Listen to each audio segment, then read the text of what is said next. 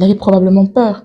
Même si la Bible ne l'énonce pas comme ça en expliquant, mais il avait sûrement peur. Il disait peut-être, et c'est pas comme aujourd'hui où nous on a des écrits, on a vu des gens qui qui ont déjà vécu avec Dieu, et puis ils se disent, on se dit, oui, il a fait, il fera. Lui, il n'avait vu personne lui dire, il a fait, il fera pour moi. Il a juste cru en une parole. Alors, c'est un modèle dans la foi. Et ensuite,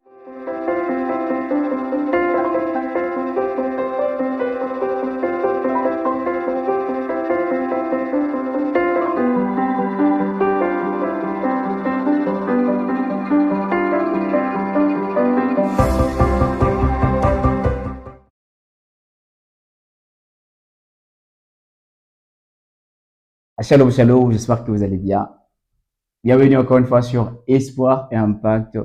Et aujourd'hui, je suis très béni de recevoir la servante de Dieu, Marina. Bonsoir, servante de Dieu. bonsoir pasteur, comment allez-vous? Par la grâce de Dieu, je vais très bien, merci. Et vous-même? Je vais très bien, Alors, j'ai quelques petites questions à vous poser. Are you ready? of course. Alors, elle est là, en bonne et due forme. Alors, servante de Dieu, la question est de savoir qu'est-ce que cela veut dire marcher selon la foi par rapport aux Écritures. Hmm. Alors, il faut comprendre selon la Bible ce que marcher dans la foi signifie. Euh, c'est marcher en ayant confiance en Dieu sans nécessairement voir les résultats. Mhm. C'est un rappel important parce qu'on peut voir dans les livres de Corinthiens, deuxième livre de Corinthiens, chapitre 5, verset 7, il nous dit nous marchons par la foi, non par la vue. Mhm. Et c'est important en tant qu'enfant de Dieu de s'en rappeler, puisque lorsque nous sommes nés de nouveau, on a reçu une identité nouvelle. Et avec cette identité viennent certaines nouvelles réalités, certains nouveaux styles de vie, certaines nouvelles Mhm. bénédictions aussi et faveurs.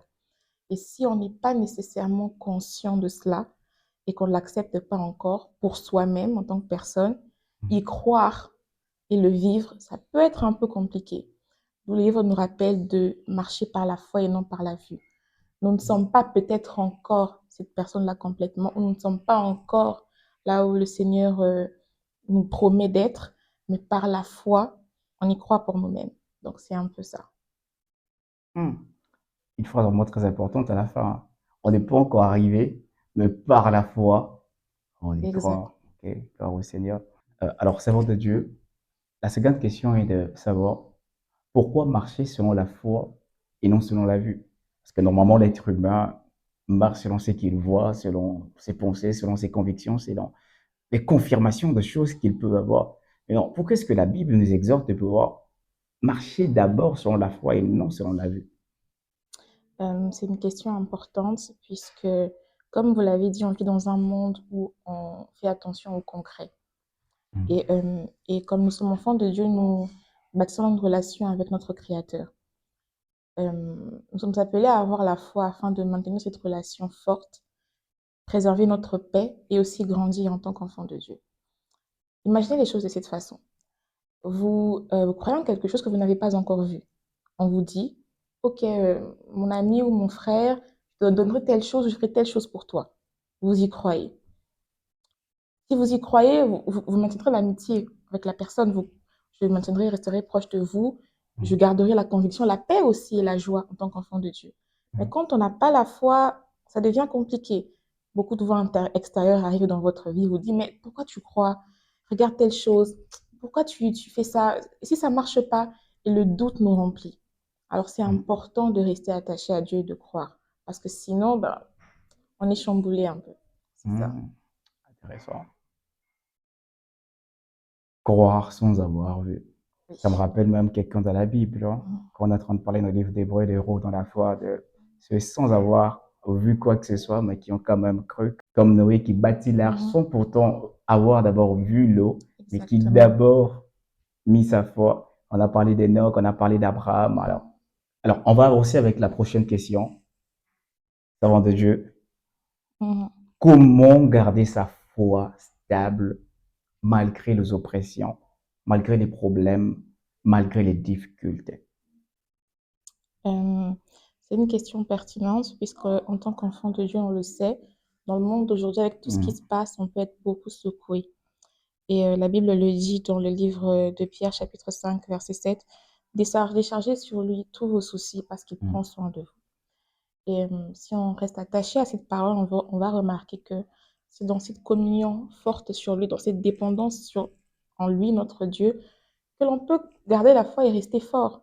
Parce que nous avons besoin de rester attachés à sa parole, à ses promesses sur nos vies, nos Mm. promesses individuelles qu'on a reçues et les promesses écrites dans la parole de Dieu. Et entre parenthèses, je pense aussi que c'est important de rester attaché à une communauté Mm. chrétienne, des frères en Christ, des gens qui ont la foi comme vous, parce qu'il y a des personnes qui sont sauvées par la foi des autres aussi. Donc, quand la vôtre peut être faible, Mhm. les autres peuvent vous nourrir. Donc, je pense que ça peut être un élément très important.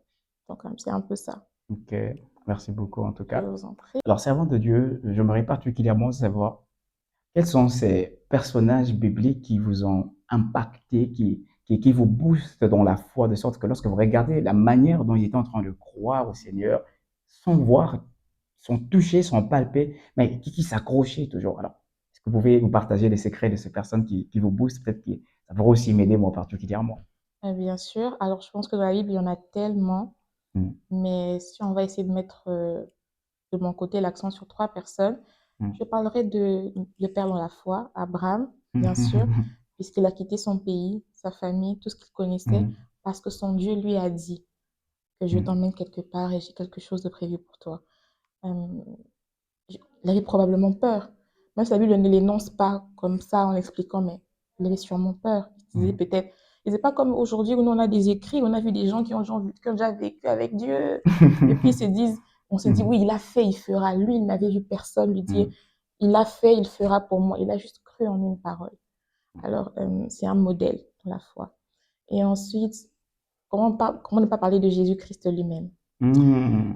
Quand on parle de la foi, puisqu'on le sait, il est venu sur terre pour mourir à la croix pour nous.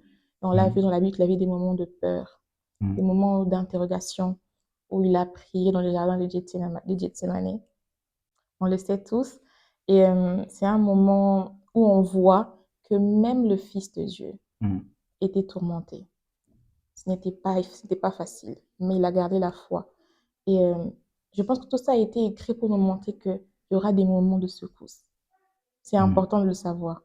Et, mais le Seigneur est fidèle. Dieu est Mm. fidèle. Et nous devons garder la foi. Donc, ces deux personnes me marquent particulièrement. Ok, merci beaucoup. On a la personne d'Abraham, le père dans la foi. Je Mm. vraiment aimé quelque chose que vous avez dit là. Aujourd'hui, on a la facilité d'avoir les Écritures, où on voit les exemples de ceux qui ont marché dans la foi. Mais lui Ouais. n'avait pas de Il repère n'avait parce que personne. dans Genèse au chapitre 2, le Seigneur lui dit, sors, va vers l'endroit que je Exactement. t'indiquerai. Mm. Vraiment très marquant. Et on a Ouais. Jésus jusqu'à la mort de la croix qui est Mm. resté là, qui a cru. Et Alors, ouais, exactement. Et en tant qu'enfant de Dieu, nous ne devons pas oublier que avoir la foi, c'est aussi un miracle. hum, C'est un miracle que le Christ nous donne l'opportunité d'avoir parce que l'on croit en lui. hum, Quand nous devenons enfants de Dieu, qu'on le reçoit, il vient en nous par son esprit. Et hum, cet esprit nous transforme.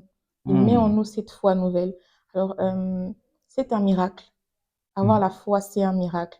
Alors, restons attachés au Seigneur et marchons dans cette foi. Donc, hum. voilà, Gloire au Seigneur. je vous en Vraiment, je prie. suis richement béni, vraiment, vraiment très béni. Alors, servant de Dieu, j'ai une toute dernière question à vous poser avant le plateau. Et la question est de savoir comment faire pour développer sa foi au quotidien. Mhm.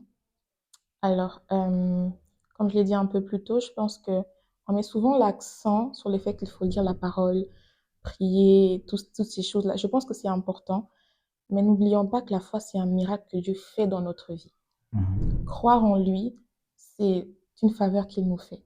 Donc, nous devons principalement rester attachés à Dieu pour le demander de nous donner le cœur de croire en lui en toutes saisons. Mhm. Euh, la Bible le dit, hein, donne-moi un cœur pur et un esprit bien disposé. Mhm. Donc, ça montre que c'est Dieu qui donne le cœur pur et l'esprit disposé. C'est Dieu qui donne en nous la volonté d'aller vers lui. Mhm. Donc, restons attachés à Dieu pour Mhm. chercher en lui l'esprit disposé pour Mhm. croire dans toutes saisons. Donc, c'est un peu ça. Et je pense que c'est aussi important d'avoir une communauté chrétienne. Mhm. Alors, c'est vrai, on le dit souvent, oui, les églises, les gens en Christ. Bon, Mm, c'est vrai. Mais personnellement, pour mon vécu, ma communauté chrétienne m'a sauvée. Donc, les saisons sont compliquées. Un chrétien seul est plus exposé aux attaques qu'un chrétien entouré.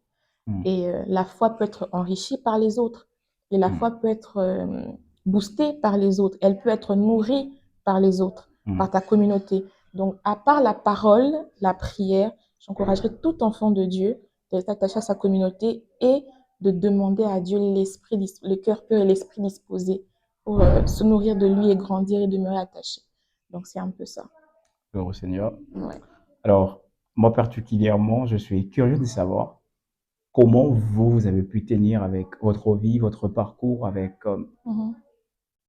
le parcours de la foi, avec la Mhm. marche de la foi. Est-ce Mhm. que vous en avez eu des épreuves qui étaient venues pour vous mettre par terre, qui voulaient vous amener à y renoncer? Est-ce que vous êtes aussi déjà arrivé de vouloir abandonner la foi, vous arrêter ou renoncer? Absolument. Comme tout enfant de Dieu, je pense que après la nouvelle naissance, après les ailes des premiers mois et les premières années, Ah, les situations arrivent, hein, mm, et les attaques arrivent. On se questionne beaucoup. Mais je pense que ce qui m'a sauvée aussi, comme je l'ai dit, c'est il y avait vraiment la foi, c'est un miracle. Croire en Dieu, c'est un mm, miracle qu'il met en nous. Et il a mis ces miracles en moi. Et quand je n'arrivais pas à croire, les personnes qui m'entouraient m'ont sauvée.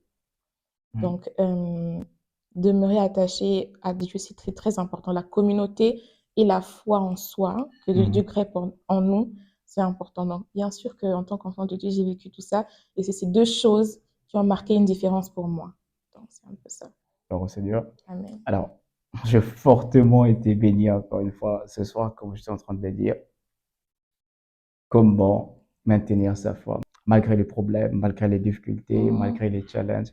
Alors, nous osons croire que par cette interview, par cet échange, que ça bénira un enfant de Dieu quelque part dans le monde. Absolument. En regardant cela, en se disant que je ne suis pas seul, il y a un Mhm. Dieu dans le ciel qui est en train de m'accompagner.